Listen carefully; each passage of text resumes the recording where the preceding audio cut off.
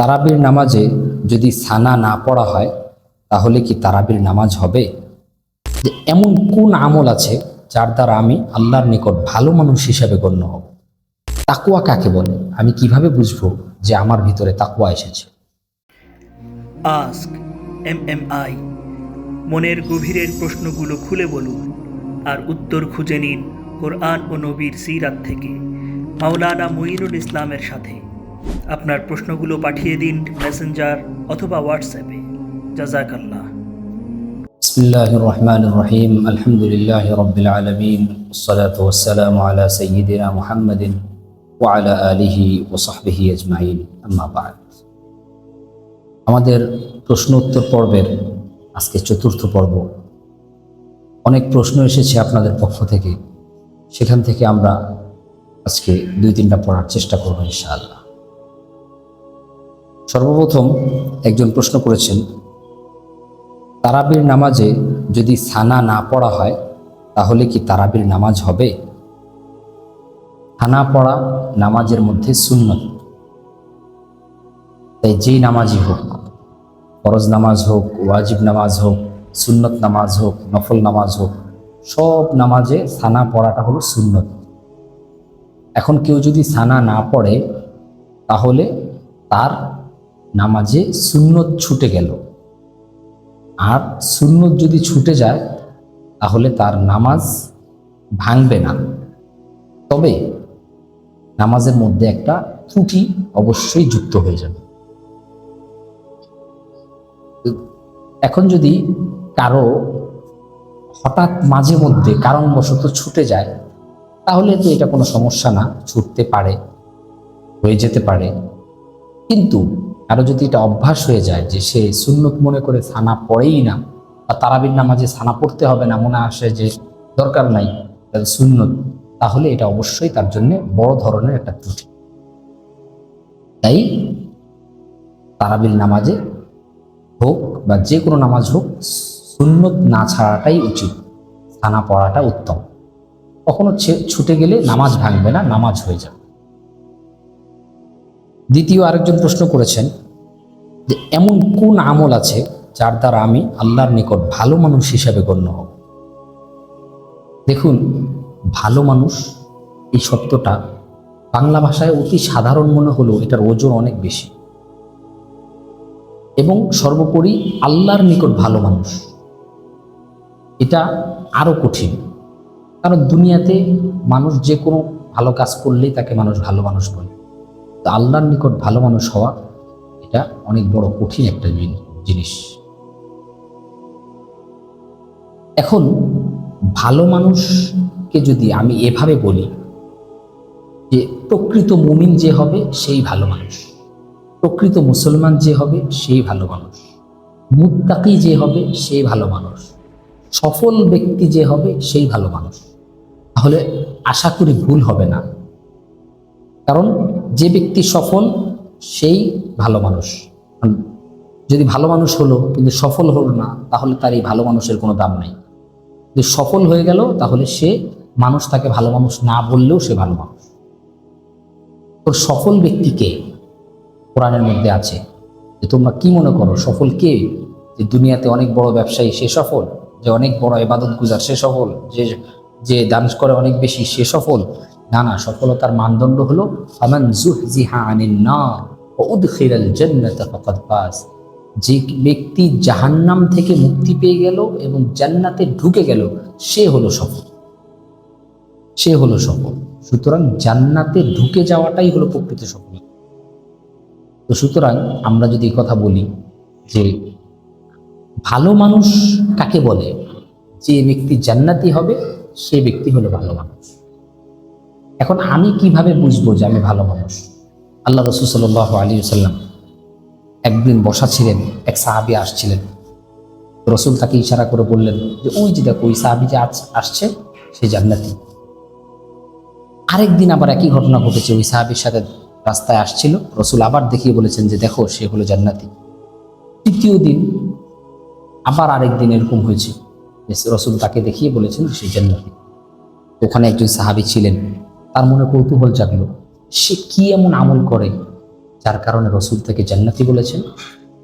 3 দিন আমি দেখব সে কি আমল করে। তো তার পিছে পিছে গিয়েছে।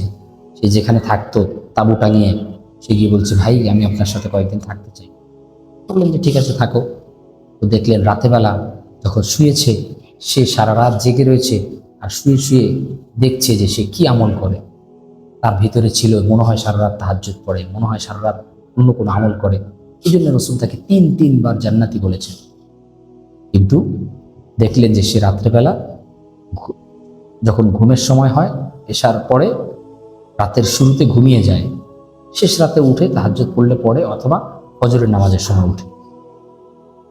প্রথম দিন অবাক হলো, মনে হলো যে আজকে মনে হয় তার শরীর খারাপ ছিল, এই জন্য রাতে কোনো ইবাদত করেনি।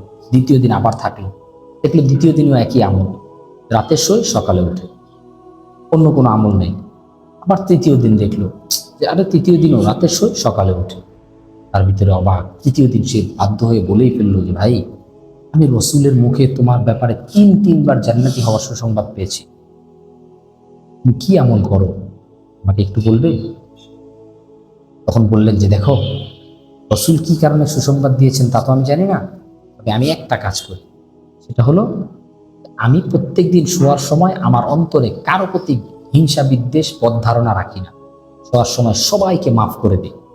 আমি এই কথা বলি যে আল্লাহ যে আমার উপরে জুলুম করেছে তাকেও মাফ করলাম, যার দ্বারা আমি কষ্ট পেয়েছি সেকেও মাফ করলাম, আমি কারো দ্বারা প্রতারিত হলে তাকেও মাফ করলাম, কারো প্রতি আমার হিংসা নাই বিদ্বেষ নাই, এই কথা বলে তারপর আমি ঘুমাই।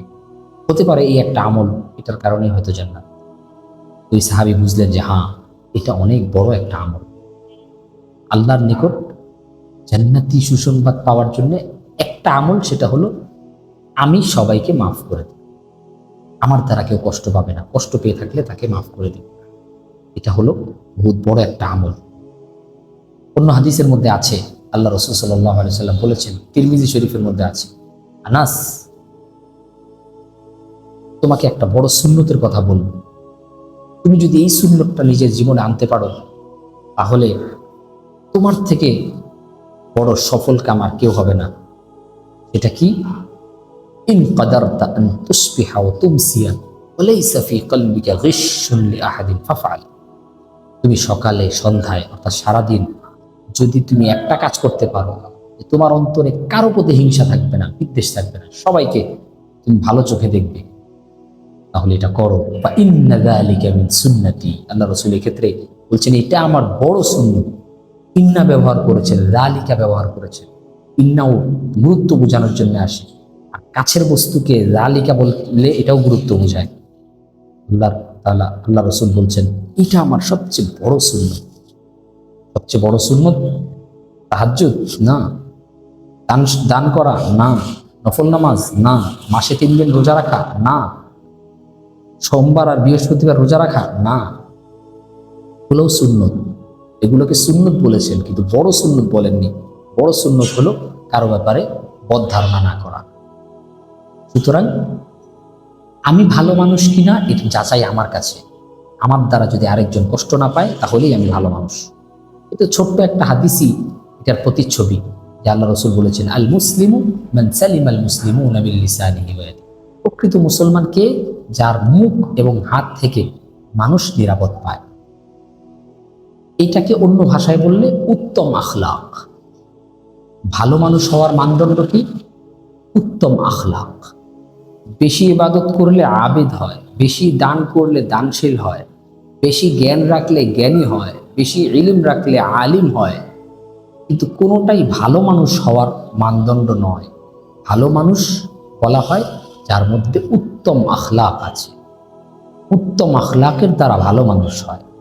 সুতরাং যিনি প্রশ্ন করেছেন যে আমি কিভাবে বুঝবো যে আমি ভালো মানুষ, এর বোঝাটা নিজের উপরে, আমি কতটুকু আখলাক বলা হয়েছে।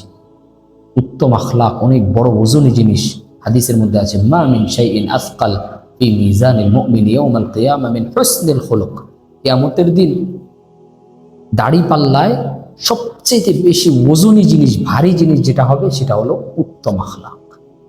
উত্তম আখলাক। সুতরাং ভালো মানুষ হওয়ার মানদণ্ড হলো উত্তম আখলাকের অধিকারী হওয়া। তৃতীয় আরেকজন প্রশ্ন করেছেন, তাকওয়া কাকে বলে? আমি কিভাবে বুঝবো যে আমার ভিতরে তাকওয়া এসেছে? তাকওয়া শাব্দিক অর্থ হলো আল্লাহর ভয়। এখন তাকওয়া যার ভিতরে আসবে, আল্লাহর ভয় যার ভিতরে আসবে, সে তাকে অন্য ভাষায় ভালো মানুষ বলা চলবে। কারণ যে ভালো মানুষ হবে তার ভিতরে আল্লাহর ভয় থাকবে। আরেক ভাষায় তাকে প্রকৃত মুমিনও বলা চলে, প্রকৃত মুসলমানও বলা চলে। প্রকৃত মুমিন যে হবে সে অবশ্যই ভালো মানুষ হবে, প্রকৃত মুসলমান যে হবে সে অবশ্যই ভালো মানুষ হবে, আর যে ভালো মানুষ হবে সে অবশ্যই মুত্তাকি হবে, তার ভিতরে আল্লাহর ভয় থাকবে। সুতরাং সবগুলো কোনোটাই একটা একটা থেকে পৃথক না, আলাদা জিনিস না। যে মুত্তাকি আলাদা জিনিস, ভালো মানুষ আলাদা জিনিস, প্রকৃত মুমিন আলাদা জিনিস, প্রকৃত মুসলমান আলাদা জিনিস, সফলকাম ব্যক্তি আলাদা জিনিস না, এমন না। প্রত্যেকটাই একটা একটার সাথে সামঞ্জস্যপূর্ণ, সবগুলো একটা একটার মতো। যে প্রকৃত মুমিন সে প্রকৃত মুসলমান, যে প্রকৃত মুসলমান সেই ভালো মানুষ, সেই সফলকাম, সেই মুত্তাকি।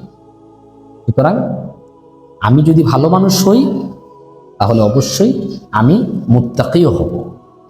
প্রকৃত মুমিন হই আমি অবশ্যই মুত্তাকি হব। প্রকৃত মুমিন কাকে বলে? কোরআনের মধ্যে একটা আয়াত আছে যার মধ্যে 5টা গুণ থাকবে, তাকে আল্লাহ প্রকৃত মুমিন হিসেবে ঘোষণা করেছেন। 1 নাম্বার, ইযা যুকিরাল্লাহু ওয়াজিলাত কুলুবুহুম, যখন আল্লাহর আলোচনা করা হবে তখন তার অন্তর কেঁপে উঠবে। 2 নাম্বার, ওয়া ইযা তুলিয়াত আলাইহিম আয়াতুহু যাদাতহুম ঈমানা, যখন আয়াত তেলাওয়াত করা হবে তখন তার ঈমান বেড়ে যাবে। 3 নাম্বার, ওয়া আলা রাব্বিহিম ইয়াতাওয়াক্কালুন, আল্লাহর উপরে ভরসা করবে। 4 নাম্বার, আল্লাযীনা ইউকিমুনাস সালাহ, যারা নামাজ কায়েম করবে। 5 নাম্বার, ওয়া মিম্মা রাযাকনাহুম ইউনফিকুন, যারা আল্লাহর দেওয়া সম্পদ থেকে খরচ করবে। এই 5টা জিনিস, আল্লাহর ভয়, কোরআন শুনলে ঈমান বেড়ে যাওয়া, আল্লাহর উপরে ভরসা, নামাজ কায়েম করা, আর অন্যের উপকার করা, দান সৎকার করা, এই 5টা জিনিস যার মধ্যে থাকবে, আল্লাহ ঘোষণা করছেন উলাইকা হুমুল মুমিনুন হাক্কা, তারা প্রকৃত মুমিন, তারাই প্রকৃত মুমিন। সুতরাং প্রকৃত মুমিন হওয়ার এই 5টা গুণ, যে প্রকৃত মুমিন হবে সে অবশ্যই প্রকৃত ভালো মানুষ হবে, সে অবশ্যই মুত্তাকি হবে। সুতরাং আমি কতটুকু তাকওয়া অর্জন হয়েছে, আমার কিভাবে তাকওয়া অর্জন হবে, এটা আমার যাচাই নিজের কাছে। আমি কত % মুত্তাকি হয়েছি, আমি কত % ভালো মানুষ হয়েছি, আমি কত % মুমিন হয়েছি, এগুলা যদি পার্সেন্টে মিলাই আমি বলতে পারবো যে আমার এত % তাকওয়া হাসিল হয়েছে, আমি এত % ভালো মানুষ।